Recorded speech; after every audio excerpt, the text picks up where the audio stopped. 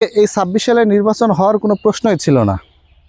হ্যাঁ, আসসালামু আলাইকুম প্রিয় দর্শক।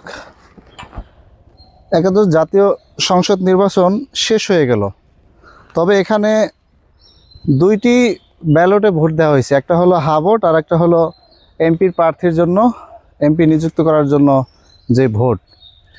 তবে খুব দুঃখের সঙ্গে বলতে হচ্ছে যে যখন হা ভোটের জন্য হা ভোট শুরু হবে তখন সবারই মতামত নেওয়া হয়েছিল, সবাই বলেছিল হ্যাঁ, কিন্তু আপনারা এখন পিছিয়ে গেছেন, তাই না?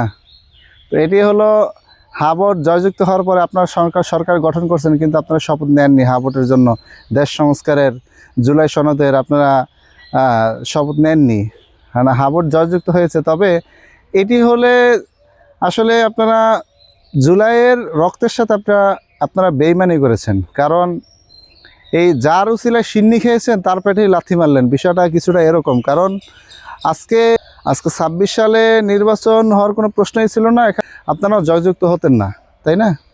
এখানে কেউই আসতো না এবং নির্বাচনও হতো না। তাই আপনারা আসছেন, সরকার গঠন করছেন, আলহামদুলিল্লাহ ভালো। তবে আপনারা এইটা অত্যন্ত খুব দুঃখজনক যেটা করছেন, এটা আসলেই ঠিক হয় না। জাতি কখনো এটা ভুলবে না।